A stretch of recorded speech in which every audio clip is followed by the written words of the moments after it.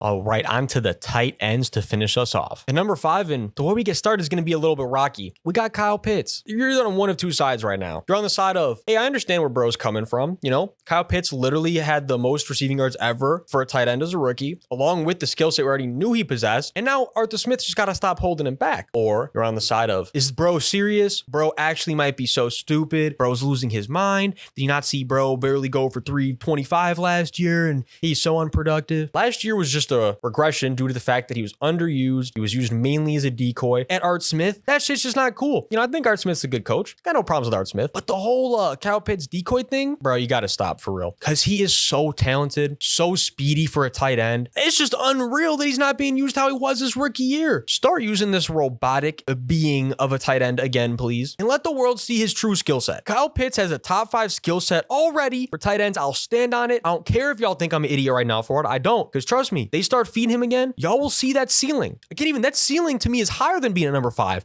But you know what? For right now, especially with how bad of a season it was last year, I can't put him in higher than 5. But I'll be damned if I didn't at least get him in the list. You know what I'm saying? Because I feel like a lot of people don't right now. Real quick, what was the statistical regression? Well, rookie year, like I said, record 1,026 receiving yards for a tight end. That's amazing. But then last year, make a huge drop off to just 356 receiving yards. However, the 2 touchdowns versus the 1 touchdown he was a rookie, you know, hey, at least we're making jumps with the touchdowns. Kyle Pitts will be a top 5 tight end. Mark these words. All right, at number 4, we got TJ Hockenson. So I'll be honest, when TJ Hockenson got traded from the Lions to the Vikings, part of me said, oh man, is the production going to drop off? Was Vikings tight ends? And I'll tell you, I was a fantasy holder in Dynasty League. He was my starting tight end. Hey, he was doing enough for me, but then got traded. And hey, production's still really nice, still putting up numbers. Kirk Cousins and him looking like boys. You know what? We're cool with it. And by far the best year of his career last year. The year before, only 583 receiving yards. We make a jump last year up to 914. For a tight end going into his 5th year this year, that's really encouraging. This year could just be an absolute explosion. We know he's got incredible measurables. We know he's a good blocker. He was a great prospect coming out, and it's all coming together now. TJ Hockenson is one of these guys where he could definitely find himself higher on this list by the end of the year if one of the guys I have ahead of him takes a step back. T-Hawk is looking like he's going to be a great tight end for a long time here in the league. Number 3, we got Mark Andrews. Now, Mark Andrews is one of those guys where I really struggled if I wanted to put him at 2 or 3. I'm not going to spoil anything, but the reason I had him at 3 was because the regression last year is something I just can't ignore. I can't. Again, Mark Andrews is a lot bigger guy,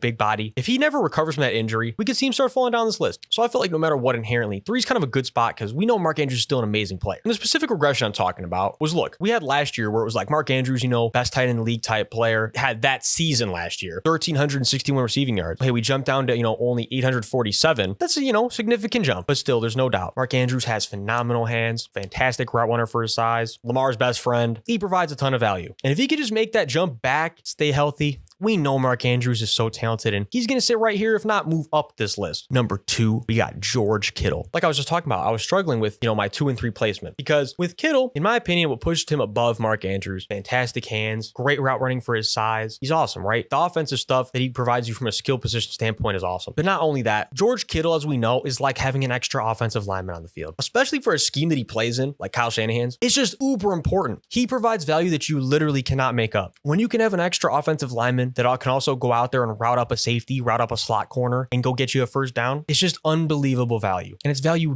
very, very few guys can provide for you. Yeah, George Kittle's also in that same kind of boat as Mark Andrews, where they kind of do struggle with health. Sometimes that's the thing you think most about them. But last year, George Kittle started in 15 games, almost, all of them. But the reality is he's only getting older, and it could be a thing, forever. But regardless of all that, when he's healthy, George Kittle is dominant. George Kittle is amazing. George Kittle's a top 2 tight end in the league. And at number 1, we have Travis Kelce. And just like how it was with the receivers and the quarterbacks, I think you guys knew who was coming at number 1. And again, if you didn't, and you were really going to sit here and try to tell me Travis Kelce's not the number 1 tight end in the league, you're just in that hater territory. And we were talking about models of consistency with the receivers, right? How about a model of consistency from Travis Kelce, starting all the way back in 2016? And I'm going to go from there forward. 1,125 yards, 1,038 yards, 1,336 yards, 1,229 yards, 1,416 yards, 1,125 yards, 1,338 yards. Do you see a pattern? Well, I'll tell you the pattern pattern is that Travis Kelce is unguardable. He's basically like having a super tall, super amazing route running, big body slot receiver who also blocks in line, who also just cooks anyone in front of him. Travis Kelce is just an unreplicatable talent league right now because there is truly nobody else like him. He knows exactly when to sit in the zone, knows exactly when to leak out. He's got amazing hands, incredibly smart player, a player that other players want to be around, all incredibly invaluable traits because that's how he is. Travis Kelce is just unreplaceable. That's exactly why he is Mahomes' best friend and a big part of the reason the Chiefs are so dominant. Also, last thing I might add is at the age of 33 last year, he had 12 touchdowns, which is the most he's ever had in his career. Travis Kelce is just unstoppable.